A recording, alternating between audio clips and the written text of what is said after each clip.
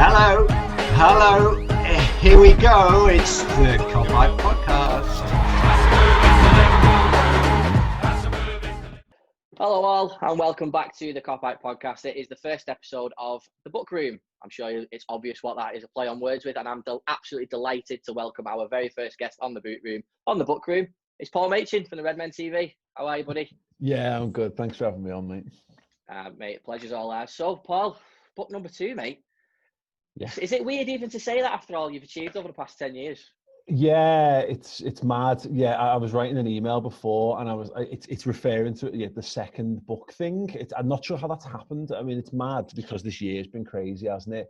But it's such a mad process that's involved in kind of making them and what have you. It's mad to think that we're two. I'm writing the third one, and yet we're still.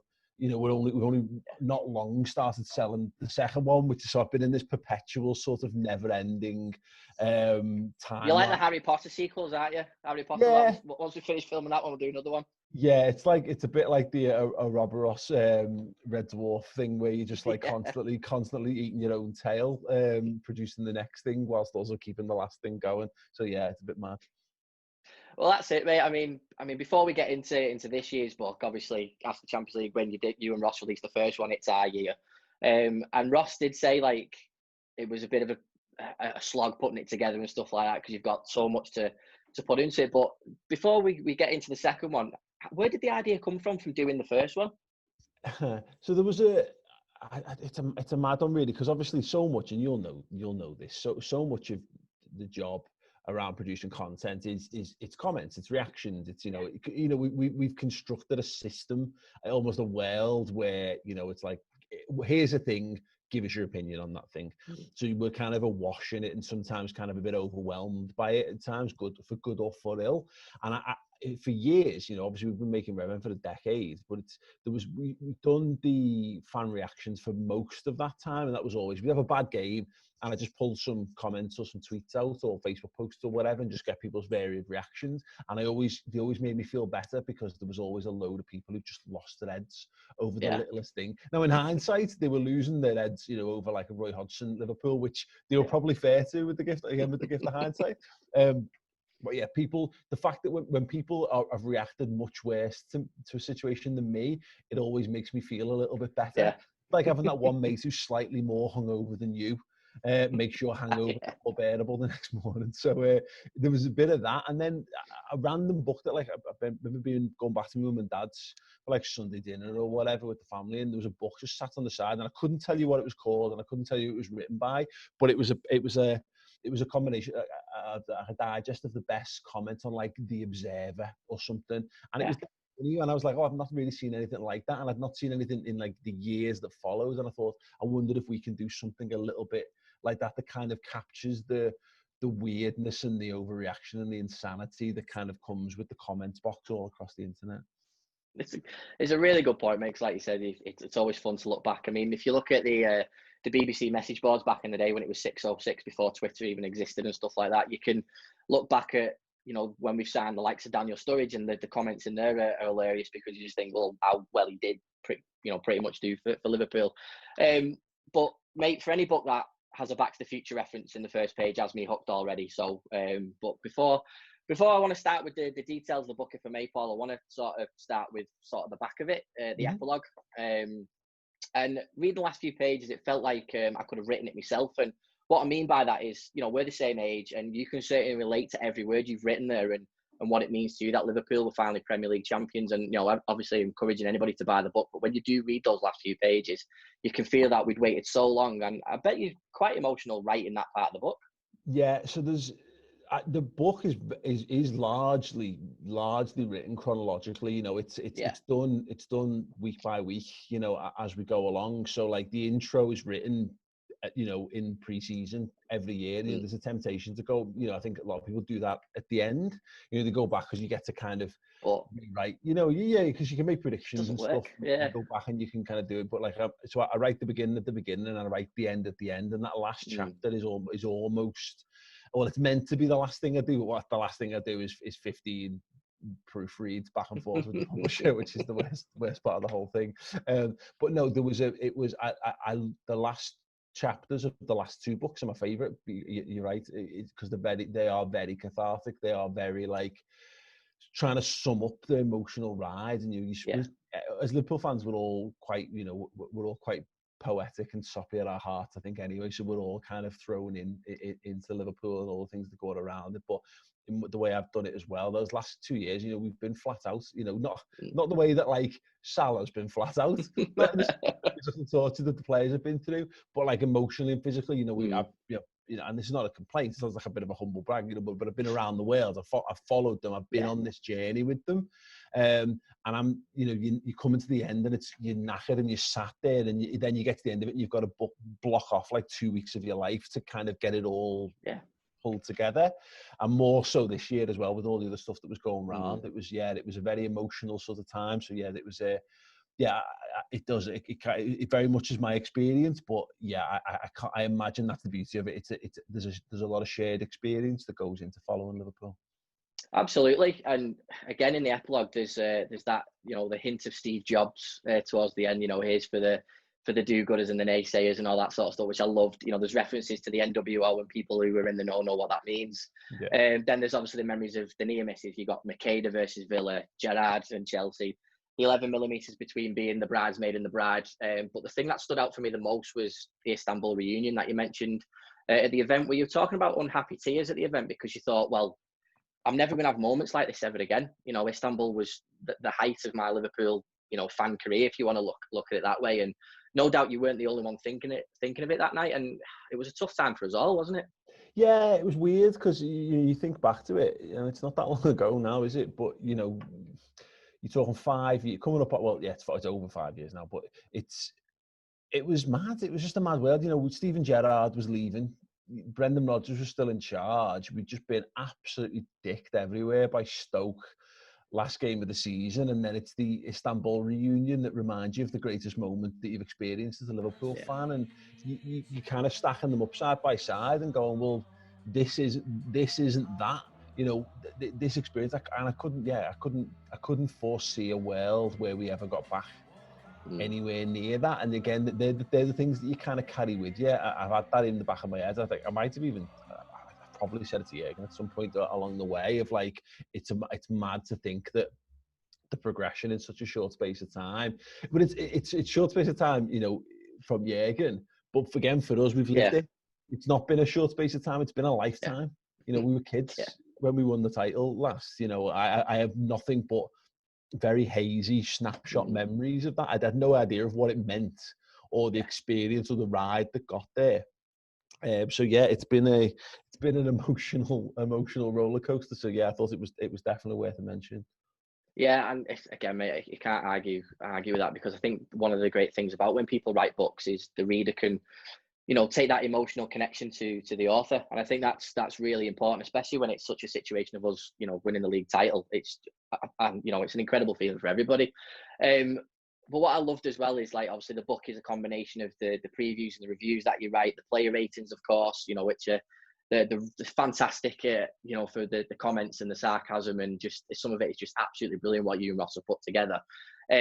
But what sets it apart is obviously the social media comments, because you can look back and see some absolute brilliant comments and then the absolute stupidity of others. So, for example, like if you look at the pre-season stuff, there was a couple where it says, we don't have enough creativity in midfield, get Bruno Fernandes, after the 2-2 draw with Lisbon. And then getting towards the back end of it, when we're getting beat at the end of pre-season, not bringing in a proven high quality was a missed opportunity. A kid from Fulham was Klopp's plan, which again, that screams irony. Klopp has spent £420 million on flops and mediocre players. That one was like, yes, that had to go in there, Paul. I don't blame you putting that in. And we won't win anything with penny pinching FSG. Yeah. Mate, honestly, you look at in the first book with the whole Fekir saga and the whole we've not strengthened and all that sort of stuff, and you look back at the hindsight and just think, lads, just calm down with the keyboarding, because you never know what could happen. Yeah, and that's what I. But I get it though.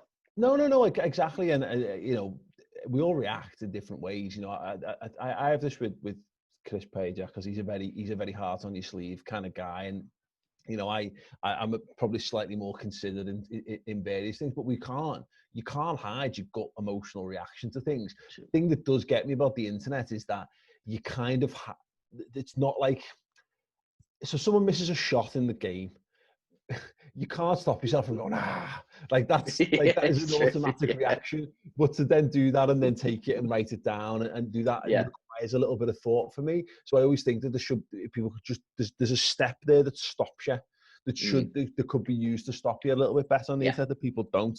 But people, the fact that people put their uncensored reactions on is great. You know, it's a fascinating insight, and it's great. People need that let off because people don't have the ability. People aren't in the ground, and people don't necessarily have friends and family alongside them who they can vent to. So they need these platforms, and that's why they have been so big and so successful and what have you. But the thing that gets me, it's when something becomes accepted as fact. By like osmosis. So like the Fakir thing was mad. It was Fakir because that first book, the It's Your Yearbook, was Buvac's left, and he was the brains behind everything. So Liverpool are going to be crap, and Klopp's not really a great tactician because we drew a couple of games, like, you know what I mean.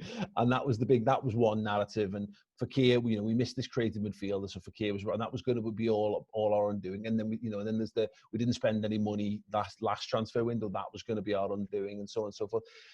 Some stuff is just wait and see.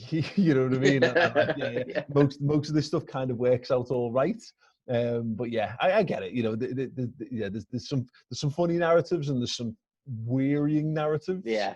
But Liverpool tend to, particularly in the Klopp, tend to get it right. That's it, mate. I think there's every player that he signed, there's only been like one or two that hasn't, made a success, if you like. And obviously, we look at Marco Grujic. He was a point, wasn't he? The fact that he was still here. You know what I mean?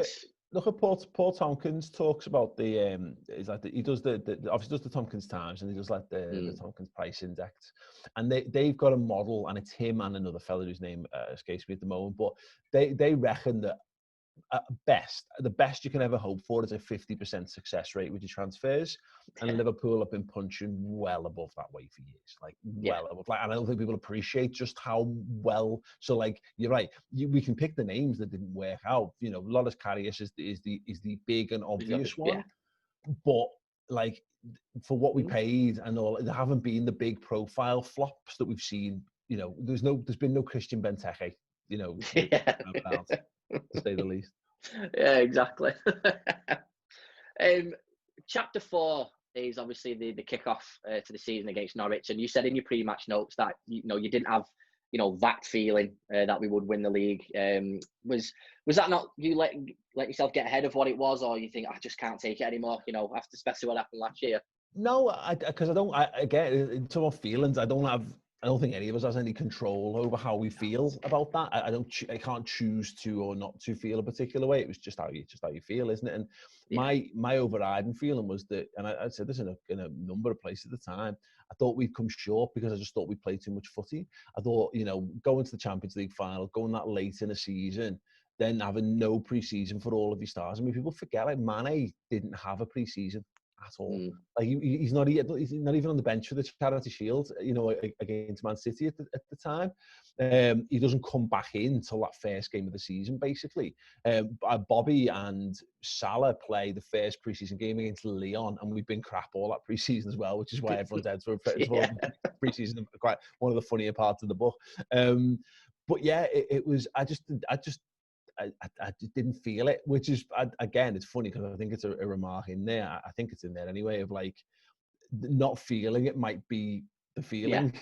Correct. Yeah, absolutely spot on, mate. I think like, again, when you're reading a book and you're reading that, and especially, like I said, we're the same age, so you read it, you're like, fucking hell, yeah, I totally get where you're coming from, because we were the same. You think 97 points, and you think, right, what have we got to do now to move forward? And you're right, and obviously after the game, there's plenty of great comments about it, that we were back and all that sort of stuff. And even after the Super Cup win, there was still lots of negative comments in the book again, and it was still hilarious to see that. And it was surrounding the squad, and it's like if we got the squad depth and this, that, and the other. But that's the transfer window for you, isn't it? And I know, the 10 years that you've been doing this, every transfer window you just think, oh Jesus Christ, there we go again.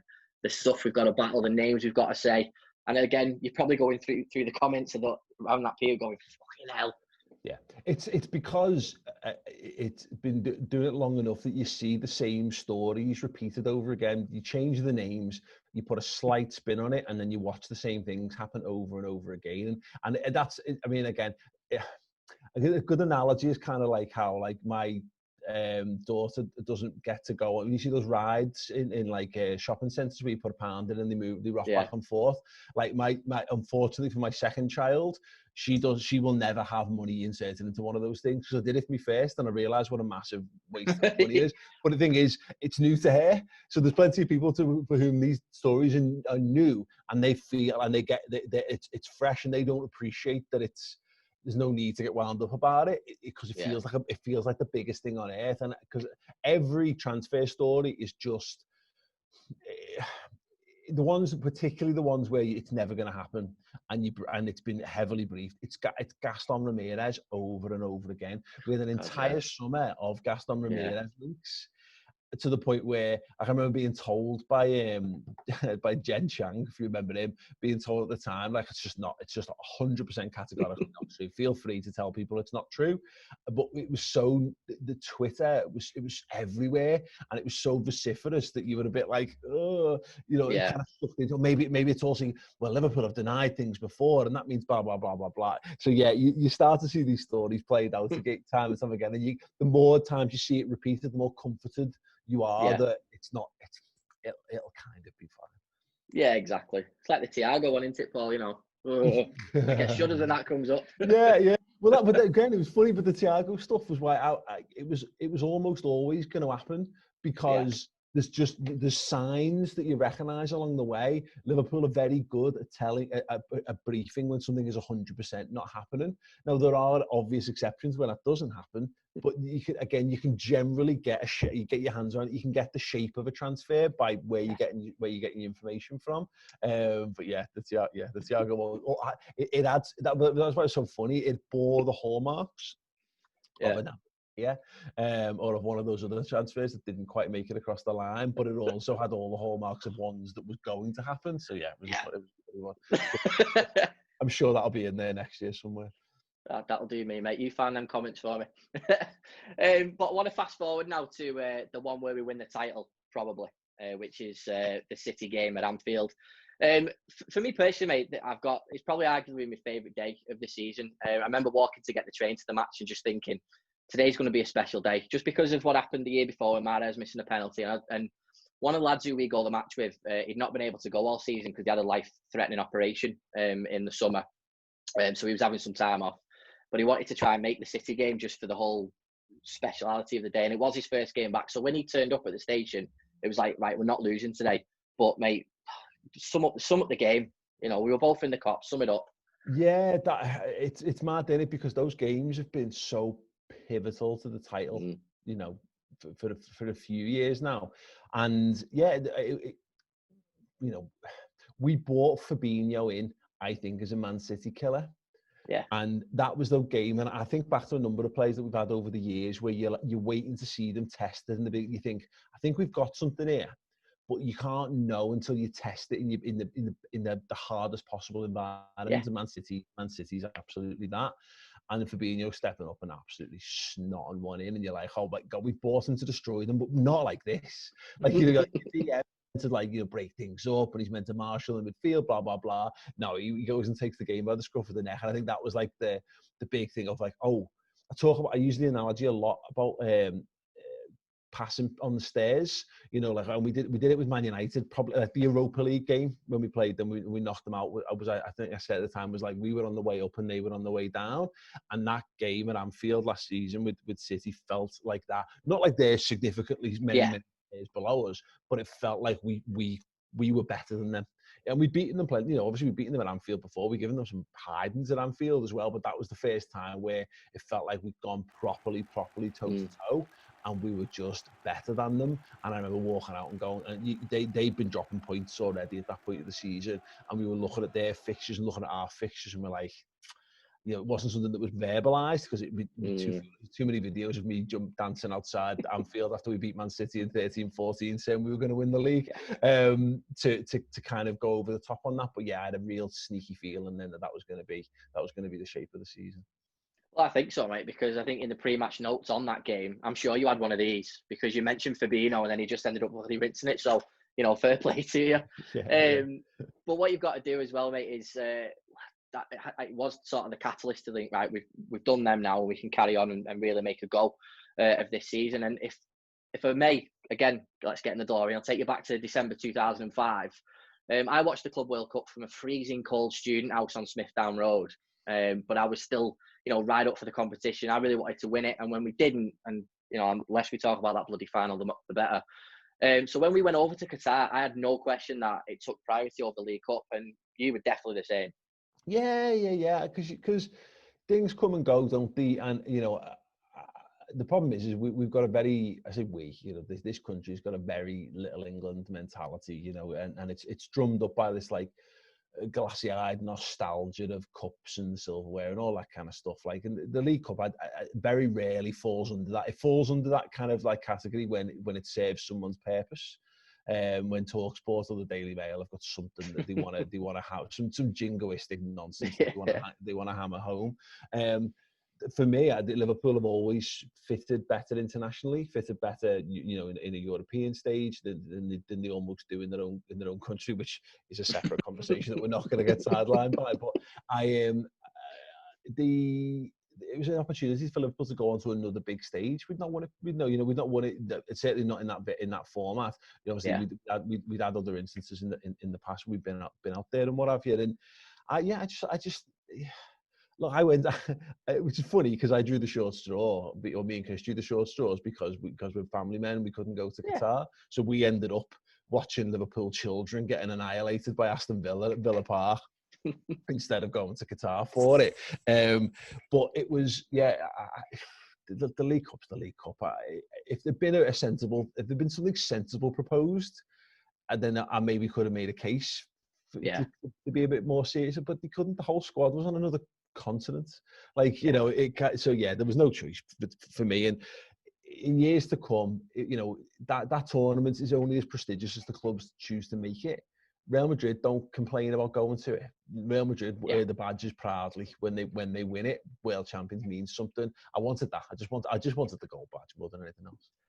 Yeah, absolutely. And it says gold badge and a three-handled pot. You know what I mean? Like, There's no contest. We've never had the gold badge before. We've had the three-handle pot 8 times. So yeah, totally with you.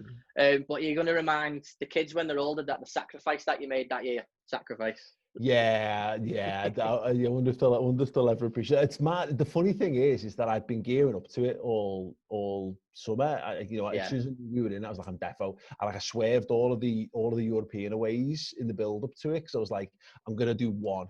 If I'm going to do one, they're going to be, and then when all the dates fell, I was just like, I turned to my wife, and she was just like, it's Christmas. Like, and the problem is, I've had too many instances where, like, so when we went to Porto, all the flights got cancelled, so we ended up an extra day and flying back home via Barcelona, and also even when we went to America, we had a flight cancelled back, so it was like 2 extra days. But it sounds like horrendous, but it was just running around the airport and flying. It was horrible. But like she's not daft. She remembered that. She was like, "Well, listen, if for any reason a flight gets cancelled, you're missing Christmas."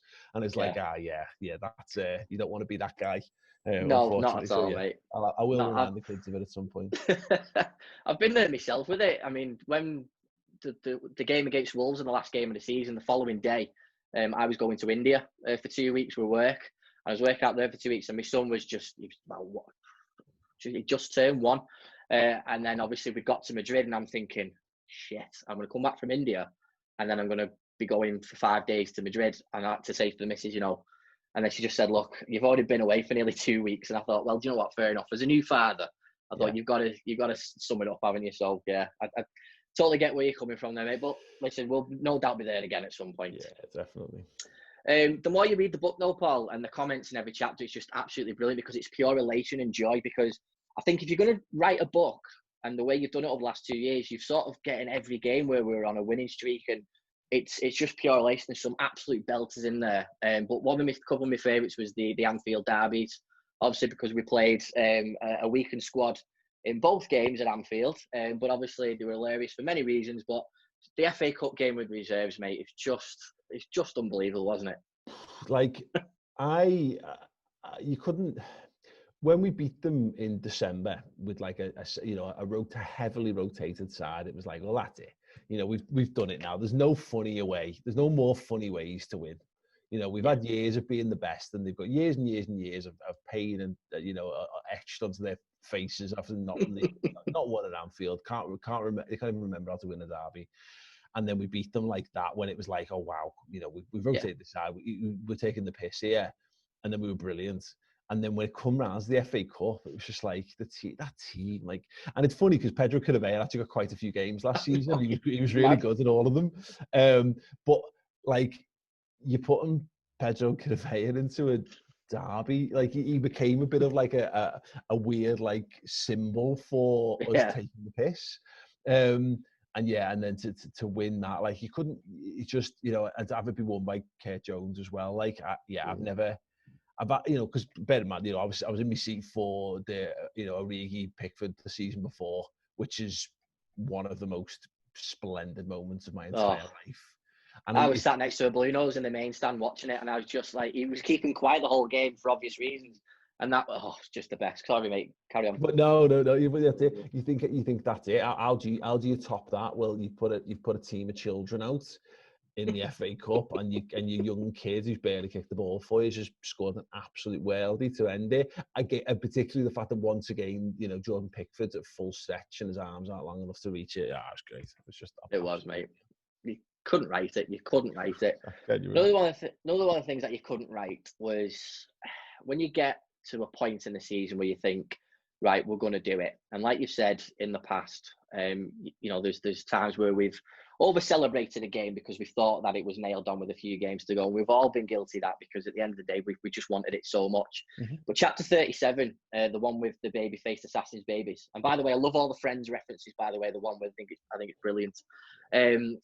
I consider being in the ground that night an absolute privilege because after the second goal goes in, I'm looking at the face of the United fans. So we're sat in that corner of the main stand, and you could just see on their faces that they knew it as well.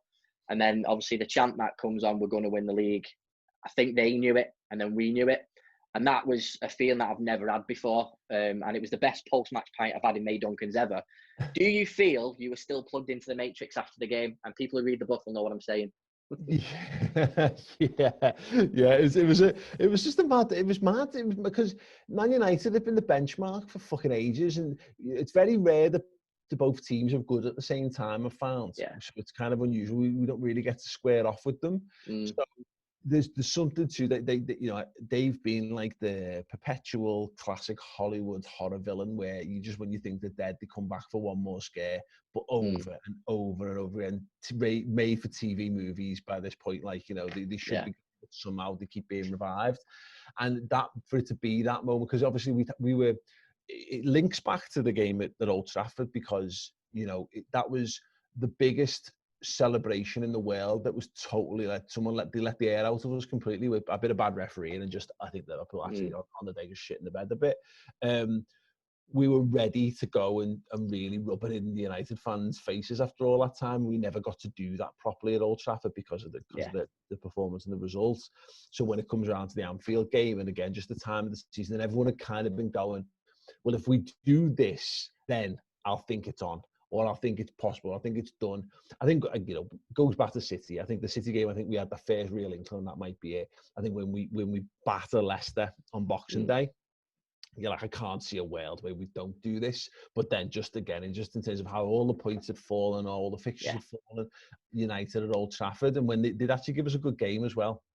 And particularly because you've got that like breakout moment where Alisson smacks it down the pitch and Salah races onto it, and he's got James trying to like hang on to his coattails behind him, and he slots it, and all of a sudden like Alisson comes like knee sliding in at the end and stuff. Like, it was just a let off like I've you know, I say I've never experienced. It's not true. I've felt it loads in the last few years following this team, but it was you know, it was another one that's right on the top shelf of Sunday. It was. And again, from that moment, it was sort of a case, right, we're on here, and there was certain options where we start thinking, right, well, the league's sort of wrapped up now. What else can we get? And within the space of, you know, 10 days to 2 weeks, certain dreams were blown out the water. But again, we're not taking a turn to negative town, because this book is very, very positive. And But obviously there's a big part of the book which will go down in history, obviously. But when I walked out of the Kemlin after the Atletico game, I didn't think that was going to be it for visiting Anfield for the rest of the season. Yeah. Nor did I think that would be actual conversation about voiding the league. I mean, you covered a lot in the book on the shutdown chapter with really good screenshots of the papers. That charming Karen Brady calling for void. Do me a favour, love. # Richard Keys.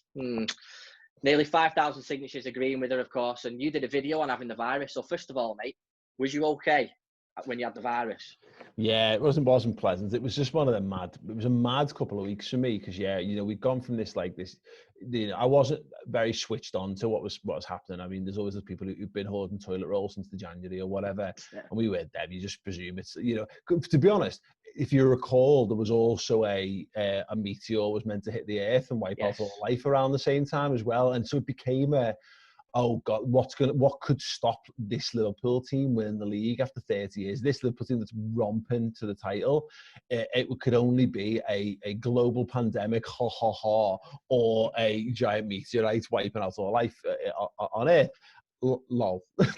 Yeah. So, thank you, Bruce Willis, for stopping it. No, exactly. So I'll be honest, we didn't really take it too seriously. And then in that very short space of time, you had, if you remember, like the build up to that game, that Atletico game, they stopped player handshakes like the week before. Yeah.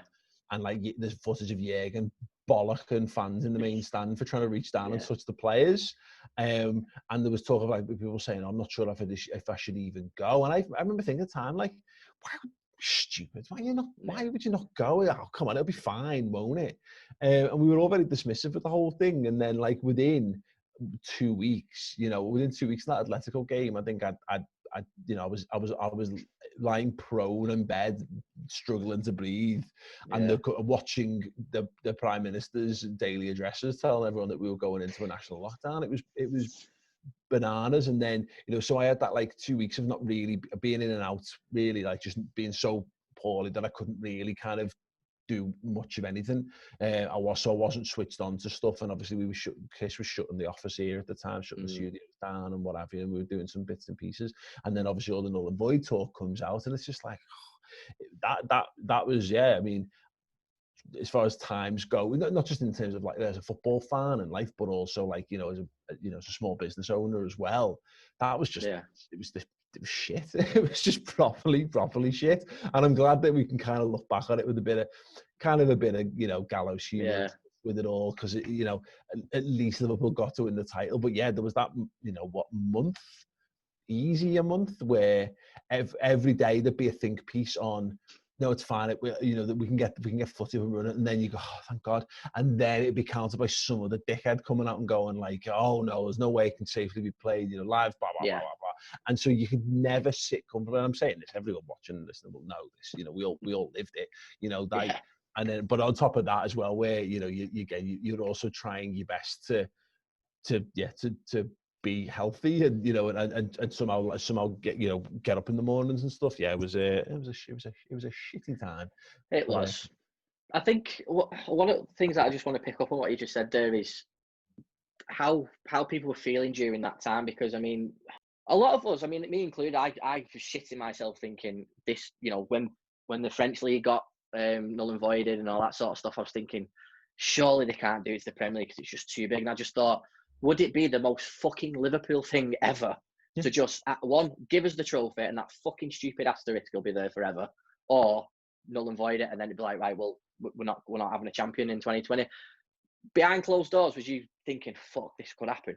Yeah. I mean, it had to be considered a possibility, because it was the uncertainty that was killer, because no one knew.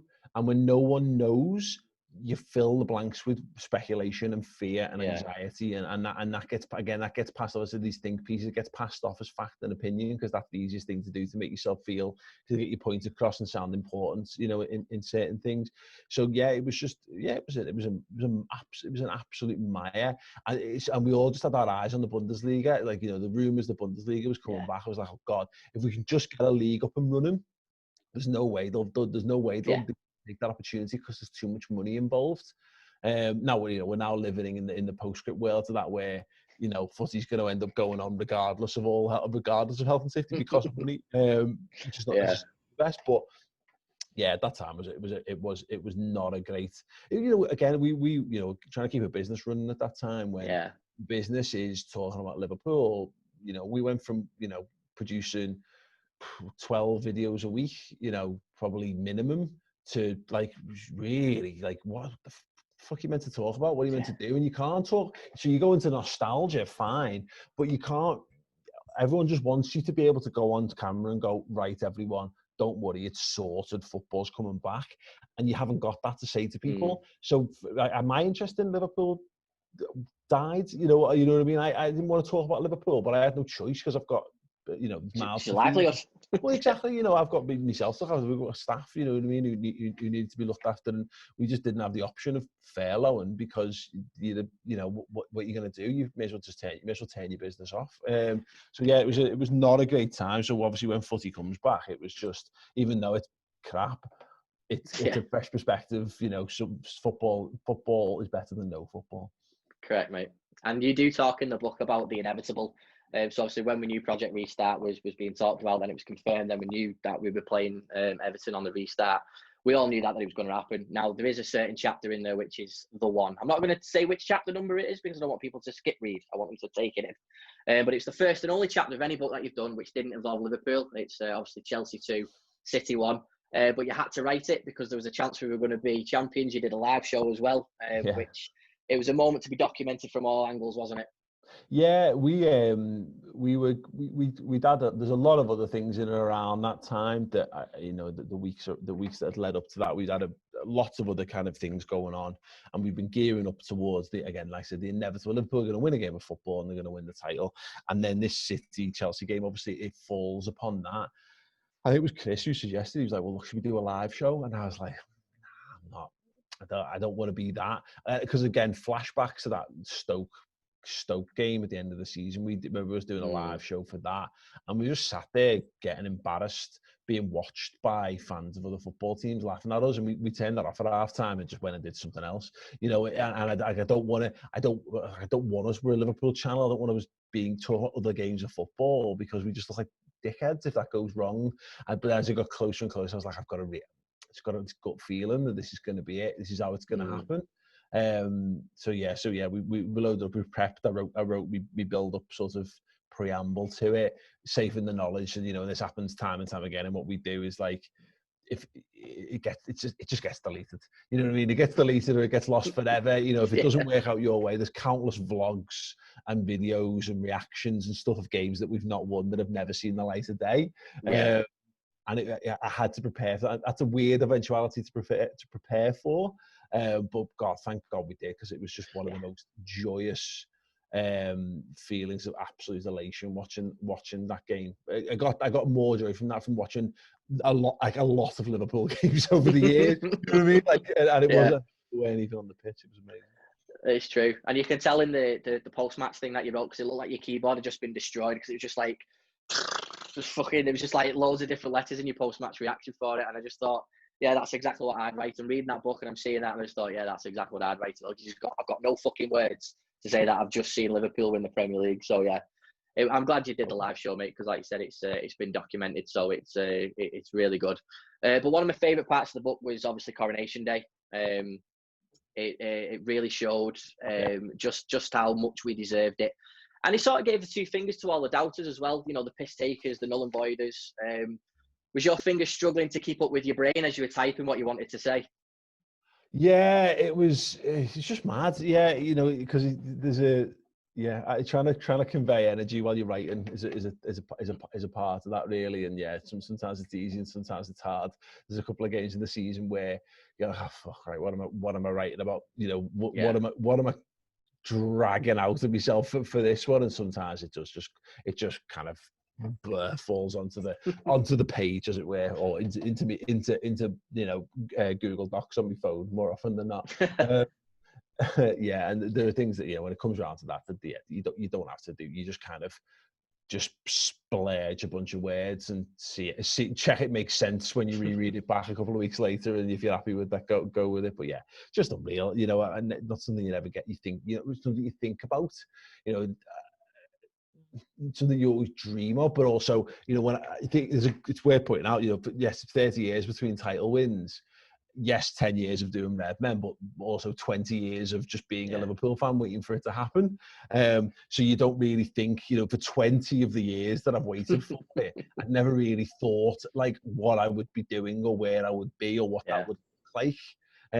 Because you always presume it's going to happen the next year. You know, it's funny because go back to the title of last year's book being "It's Your Year" is not a Liverpool saying. No. Next year is a Liverpool saying, and that was our mantra for all of those. Is like, because you always felt that you always just think you'll do it this sign, and it'll be this sign and this manager, they'll be the ones to do it. So yeah, to actually be in that environment and also kind of be in that weird environment where you're not there as well, but in its own way, you kind of get to sit back and soak it up, you know, because I think back to like Madrid. Madrid was just like mad. You know, I nearly fainted when we scored we got the penalty in the first couple of minutes. Like, I mean, you're too emotionally invested in it to really, like, you know, to understand what you're feeling and what you're seeing. So yeah, it was nice in its own little weird way to be able to do it the way we did it. Has it sunk in yet? No, yeah. I mean, I don't think we've got any point of comparison.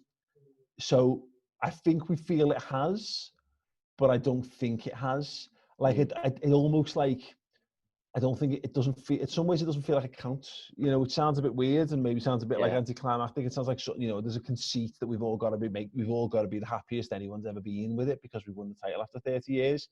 And I'm made up, but I by no way does it come close to comparing to winning the Champions League the season before, because of all the bits it's the bits that go around it that make it what it is. And we got loads of extra bits and pieces that we wouldn't normally see, and extra access and videos and bits and pieces, and closer to the squad in some ways. But the 2 minutes the season before, when we were in the last game of the season, when we were winning the league. Like, nothing will come close to that, because it was just like, we need to win it again, is what I'm saying. Well, you're right, mate. You're absolutely spot on. And the reason why I asked you that question, mate, is because I don't feel like it's sunk in for myself either. I was thinking, like, you know, with the Champions League, we had the parade. We had, you know, you watched it with your dad, which is obviously one of the great, arguably the greatest moment for you as a Liverpool fan, watching us win the European Cup with your dad next to you. And we've not had the parade yet. We've not been able to showcase the trophy around the city and all that sort of stuff, which is really frustrating. I just think that the same as you, the next one we win will be the fucking biggest league title we've ever won. It really will. No, absolutely. Yeah, and it's, because there hasn't been. We've had our own let-offs in various ways. You know, I went after the Chelsea City game. I went down to Anfield. I don't apologise for that anymore. It was long enough ago. It wasn't the brightest thing I've done, but it was. I needed to feel something. I needed to feel a connection. I needed to be around people for that. But I haven't. You know, like we won the European Cup and we spent the summer celebrating it. We went to New York and paraded a replica Champions League trophy on an open top bus tour through Manhattan. You know what I mean? People went. There was a boat cruise on the Bosphorus. You know, Liverpool fans before the Super Cup. It was just it was a real thing on the back of the parade. Whereas we haven't kind of had that. It's just like, you're champions, brilliant, well done. Here's your celebration. Off you go. Go and get a staycation somewhere, and then you're right back. You're right back in it. So it's amazing, and it feels fantastic, and it feels significant in its own way. But I think the best thing for us to do, Jay, is just to win it again with us in the ground. And then we've got two to compare it to. Yeah, exactly. We've got that little itch we've scratched then, haven't we? Yeah. Well, mate, the final part of the book obviously was the epilogue, but just before that, we've got to talk about the mural that is included in the book. And it's twofold, isn't it? Because it's a culmination of 10 years of the Redmen TV, and it's giving something back to one of the greatest institutions this city's provided in all the Ray. You mentioned it took several months to get sorted. So are we talking this was organised sort of pre-lockdown in March? Yeah, it was like probably the initial conversations go back to like February. at the very, very initial, maybe even slightly earlier than at the very, very initial reach out or whatever. But yeah, we were shooting there's a little, like a mini, I don't say quite documentary, but there's a small docu video on our YouTube channel about it. And the initial footage, yeah, we had our first meetings about it back in, was it like March or whatever, February, March. And yeah, we were geared up for it because we wanted to do something. And obviously we were coming up on our anniversary as well. And obviously we've been massive Jordan Henderson fans for a long time. And the problem with these things is, like, pardon me, I remember being in Boston with the lads from the Anfield Rap, and them showing me some like mock-ups of their Trent Alexander-Arnold one, and they were telling us how long it was going to take to paint, and it was like a week or whatever to paint it. And I was like, oh God, well, you need to do that. And because that now exists, there's going to be tons of people, I'm sure, who are going to want to jump on this. And because we knew the league was going to be won, it allowed us to kind of get our, ducks in a row or whatever. But then obviously the pandemic hits, and you've put all this preamble and work into it. We had the house sorted very early on, but then obviously other people had similar ideas, and they started to try and wrangle for it to try and get that space and stuff. So you kind of like trying to make sure everything gets moving and everything gets sorted. Yeah. So the actual process of painting it took it was like 24 hours. It was ridiculous. Yeah, up really quickly. Yeah, Mailwalls absolutely smashed it. Like they came late at night to get the priming done and the basics done, and then they worked all the day the next day, and then it was pretty much done. And then we'd managed to put out some feelers to Hendo, like really like round the houses kind of way of doing it. So there's a guy, podcaster, motivational speaker, book writer, of course, Andy Grant. Who's a brilliant fella. Who we were just like, any chance you can just, if you've got any contact with him, just see if it's something he would give a shit about. Yeah. And then we had to try and find ways to go through the club, and then we had lots of red tape to jump through and hoops and all that kind of stuff. But to finally get it there and get it done, and to get it done in such a quick turnaround, because you've got all the fears of like people are just going to be dickheads around it. If you remember, there was a little bit of trouble in the summer of we had something with like the little Everton Moundy thing. Yeah. Did, and someone had done something back to Liverpool stuff, and like the Klopp mural had been graffitied and all that kind of stuff. So we were like, oh God, we just want to get this up and get it out, and before someone else does it. It was a very manic time, but yeah, there's the moment where Jordan comes down and he just sees it for the first time, and you just see the smile on his face, and I was like, yeah, like that's class, because let's be honest, if it was shit. Imagine that. Imagine you've just painted a mural. Footballers are terrible. Imagine you've painted a mural, it's terrible, and he just has to get ripped by his teammates every single time he drives to the ground. So no, it was it turned out all right in the end. Just reminds me of that Cristiano Ronaldo bronze statue, wasn't it? Yeah, fucking that was the same thing. Oh. Very much in my mind for the entirety of it being painted. Was because he told us as well, obviously basically every time they go past the Trent one, Trent gives him like the eyes of like, yeah, and he's been doing me head in. So he's like, no, I can be like batting with that. And it was great. I just love the idea that it's something that the players talk about, and they have a little go. So yeah, we had a bit of a duty of responsibility to Jordan, and to obviously to Alder Hay as well, not to do something that was embarrassing, because you're taking other people's reputations into your own hand. If we do something stupid, we look stupid, but when you make other people look stupid, that's a big fear. And mercifully, it appears that we didn't. It did, mate. It turned out very well. Well, listen, Paul, the book is Champions of Everything, and I'm telling you now, mate, it's absolutely fantastic. Look at the state of it. It's so meaty. It's a lot better than the thicker than the last one. There's so much more to it, and obviously I encourage anybody to head over to redmentv.com to get one. Paul, is there digital copies of this now? There are now, yes. It snuck out quietly. I forgot that I'd set the pre-order date, and it came out like a week ago. But yeah, you can get it on Amazon now. So if you just type in Champions of Everything, it comes up there, alongside the wonderful Paul Tompkins book, who's got that as a subheading, which he said to me he didn't rob from us. And he was very about that. But it's just an expression. It was out there. It's not, I think we both had the same idea. But yeah, it's there digitally. It's available internationally. As the normal edition, in the UK people can get a special edition which is signed and stuff. So it's going really well. I've got mine personally signed, mate. I'm not going to reveal what it says to anybody. That's between me, Paul, and Ross. But listen, mate, it is absolutely brilliant. And again, I want to just say, Paul, thank you very much for joining us on the show, mate. Really appreciate it. that is the first episode of The Book Room. I hope you guys enjoyed it. We're going to be a lot more episodes dedicated to the books that are associated with Liverpool, and it is a really, really good time to start reading as a Liverpool fan, because there's that many good books out there. I am Jay Pearson. That was the Kopite podcast, and we will see you next time. Thank you.